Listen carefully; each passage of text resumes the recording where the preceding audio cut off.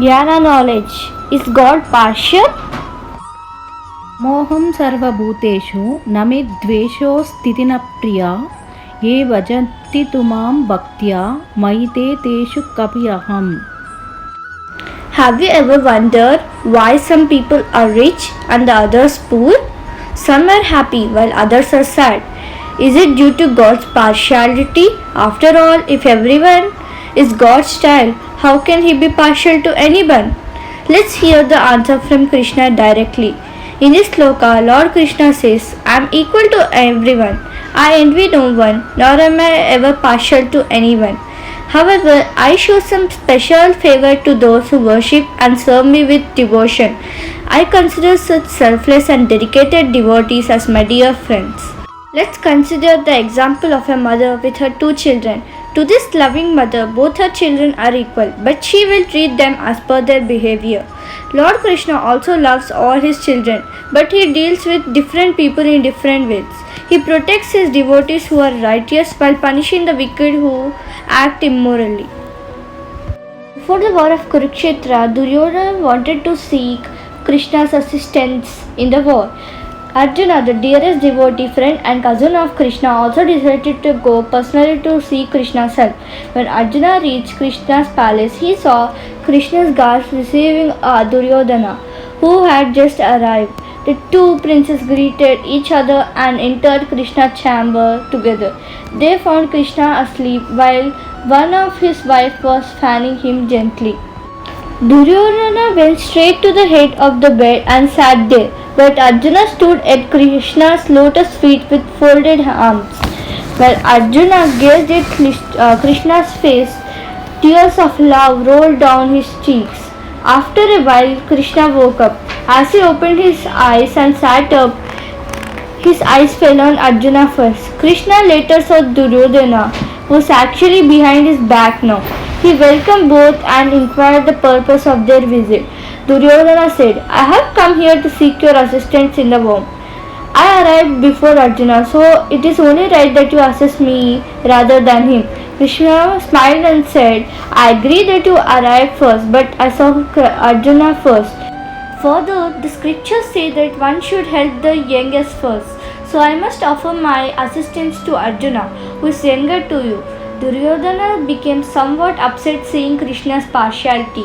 Krishna then said, I have an army of 1 million soldiers called Narayana Sena, who are all equal to me in battle. One of you may take them and the other may take me.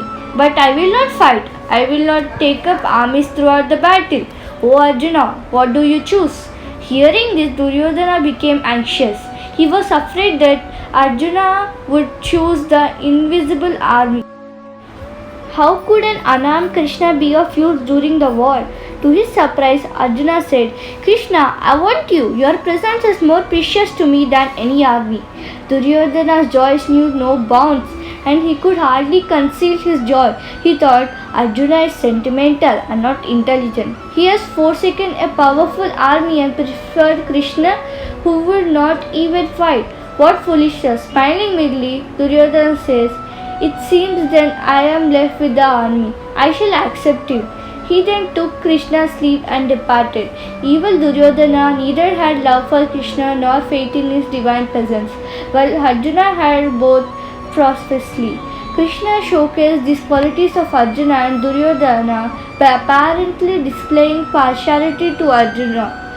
Actually, Krishna simply reciprocated the love and devotion of Arjuna. God is not partial, He is reciprocal. He will respond based on how we approach Him. Mohini murti favors the devas. Once the asuras, demons, defeated the devas and occupied heaven. Having no other way to regain their positions, the devas approached Lord Vishnu for advice and support.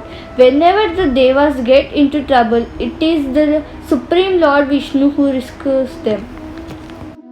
Lord Vishnu explained, My dear devas, please go to the asuras and make an agreement with them. Together you must turn the milk ocean by making the Mandara mountain the churning rod and Vasuki the serpent the churning rope. In this way you will get Amrut, nectar, which will give you long worry and strength. Please be patient with the Asuras and agree with their demands, as they are more powerful than you at present. The Devas followed the advice of Lord Vishnu and churned the milk ocean Kir Sagar with the Asuras. Lord Vishnu assisted them in many ways in this effort. Finally, when the Amrut was collected, the Asuras took the pot of Amrut and ran away. Then the Asuras started quarreling among themselves for the first share of the Amrut. The Devas were left in disappointment. Lord Vishnu consoled them and took the form of a beautiful woman. The form is known as Mohini Murat. She then went before the Asuras. Seeing Mohini, the Asuras were dumbfounded. They trusted her because somehow each Asura thought that Mohini loved him alone. They all requested her to take up the responsibility of Amrut distribution. Mohini agreed and told all the Devas and Asuras to get in sequence.